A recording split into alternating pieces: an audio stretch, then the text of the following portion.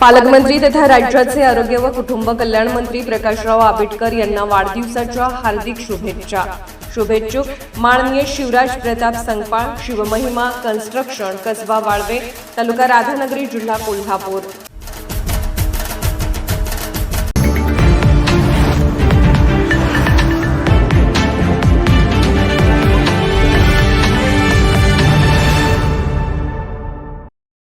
गोकुळ दूध संघाच्या निवडणुकीआधी महाडी गटाची मोठी खेळी, डॉ. चेतन नरके भाजपच्या वाटेवर असल्याची चर्चा।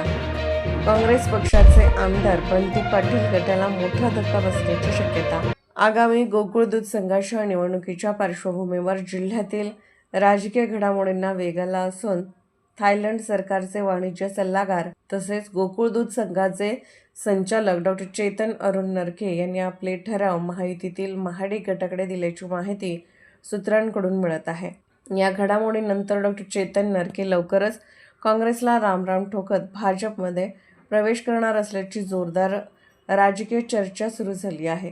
गोकुळ दूध संघाच्या निवडणुकीत डॉ. चेतन नरके यांची भूमिका महत्त्वाची मानली जात होती।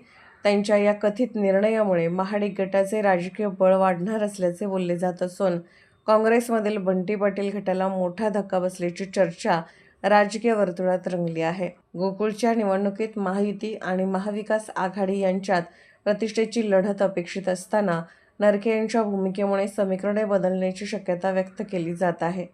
गेल्या काही दिवसांपासून सुरू असलेल्या पडद्यामागील राजकीय हालचालींना आता अधिक वेग आल्याचे चित्र दिसत आहे। दरम्यान डॉ. चेतन नरके यांच्या भाजप प्रवेशाबाबत अथवा ठराव महाडी गटाला दिल्याबाबत अद्याप अधिकृत घोषणा झाली असल्याचे समजते। मात्र सूत्रांकडून मिळालेल्या माहितीनुसार या घडामोडी अंतिम टप्प्यात असल्याचे सांगितले जात असून येत्या काही दिवसात याबाबत अधिकृत भूमिका स्पष्ट होण्याची शक्यता आहे। लवकरच डॉ. चेतन नरके यांना भाजपकडून मोठे गिफ्ट मिळणार हे सांगायला कुठल्या ज्योतिषाची गरज लागणार नाही। कोल्हापूरहून दर्पण न्यूजसाठी अनिल पाटील। निर्भीड बेधडक बातमी